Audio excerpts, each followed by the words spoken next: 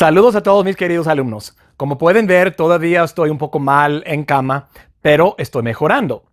Antes no me podía poner así, ni siquiera me podía poner así, pero ahora sí.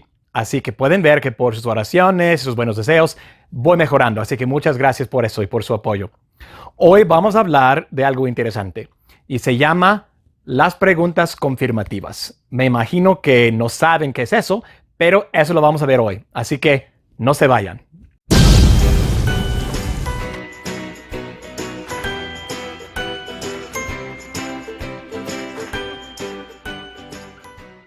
Hola y bienvenidos a Inglés con el Güero, donde el profesor es más blanco que el arroz y el aprendizaje es veloz. No se olviden de darle un like a la clase, compartirla y suscribirse si todavía no lo han hecho. Hoy estamos hablando de las preguntas confirmativas. ¿Y qué son las preguntas confirmativas? Bueno, es lo que dice. Son preguntas que confirman algo. Son preguntas que vienen al final de una oración para confirmar lo que se dijo en la primera parte de la oración. Por ejemplo, es difícil, ¿verdad? Esa verdad es la pregunta confirmativa. Está confirmando la primera parte. ¿Es difícil? Es difícil, ¿verdad? A veces decimos no. Es difícil, no. Es difícil, ¿cierto? Todas esas son preguntas confirmativas. Y hacemos lo mismo en inglés, pero es un poco diferente. En inglés diríamos, it's hard, isn't it? Esa es la pregunta confirmativa en inglés. Isn't it? No decimos no, no decimos it's hard, no. Aunque muchos de los hispanos cuando están aprendiendo inglés cometen ese error de decir no. Y así no lo hacemos en inglés. It's difficult, no. Incorrecto. It's difficult, right? Eso sí lo decimos, right? It's difficult, right? Pero es más común decir it's difficult, isn't it? Y lo que estamos haciendo aquí es que estamos tomando el verbo, porque it's es la contracción de it y is. Is es el verbo. Agarramos el verbo, lo hacemos negativo. Isn't es la forma negativa de is. Y luego ponemos el mismo pronombre. Isn't it? It is difficult, isn't it? O it's difficult, isn't it? Y así hacemos las preguntas confirmativas en inglés. Pero, ¿qué pasa si usamos otro sujeto? Por ejemplo, you're coming. Aquí tenemos la contracción de you y are. Ahora es el mismo verbo, pero otra conjugación porque estamos hablando de you en vez de it. You are o you're. You're coming. Y muchos cometen el error de siempre decir isn't it para la pregunta confirmativa. You're coming, isn't it? Incorrecto. ¿Por qué es incorrecto? Porque tenemos que usar el mismo verbo que se usa en la primera parte de la oración. Are. You are coming. Pero negamos el verbo, usamos la forma negativa. You're coming, aren't you? Y después ponemos, como dije, el mismo pronombre también. You are, aren't you? Porque tenemos que usar el mismo verbo que se usa en la primera parte de la oración. Y así es con todos los demás verbos. Tenemos que usar el verbo auxiliar en la pregunta confirmativa con el mismo pronombre. Así que no podemos siempre decir isn't it. Para repasar los verbos auxiliares y modales, pueden hacer clic aquí. Porque vamos a usar los pronombres auxiliares y modales para las preguntas confirmativas en cada caso. Otro ejemplo. You like fish. You like fish. ¿Qué tenemos aquí?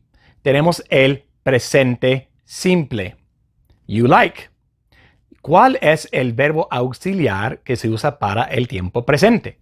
Pues es el verbo do, ¿verdad? Eso lo vimos en otra clase. Y puedes ver esa clase haciendo clic aquí. Entonces, tenemos que usar el verbo to do en su forma negativa. You like fish. Don't you? Don't you? Porque do le corresponde a you. Y usamos la forma negativa. Don't. You like fish, don't you? Pero ¿qué pasa si la oración es negativa? You don't like fish. Entonces, ¿cómo hacemos la pregunta confirmativa? Pues usamos la versión afirmativa del verbo auxiliar. En vez de don't you, decimos do you. You don't like fish, do you? Entonces tenemos you like fish, don't you? O you don't like fish, do you? A ver, otro ejemplo. She hates him. Ahora tenemos she, es el sujeto, y a she le corresponde does en vez de do. You do, pero she does. Y la forma negativa es doesn't. Así que es she hates him, doesn't she? Pero si decimos she doesn't hate him, pues usamos la versión afirmativa del verbo does. She doesn't hate him, does she? Y en el pasado, pues es did, ¿verdad? Did y didn't en vez de do, does, don't, doesn't.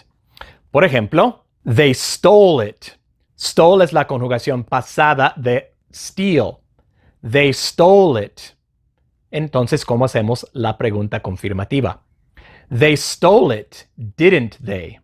Didn't they? They stole it, didn't they? Pero si es negativa la pregunta, they didn't steal it, did they? Ahora usamos la versión afirmativa de la pregunta. They didn't steal it, did they? Y es igual con todos los demás verbos auxiliares y modales. They've done this before, haven't they? They've done this before, haven't they? They haven't done this before, have they? He can do it, can't he? He can do it, can't he? He can't do it, can he? He can't do it, can he?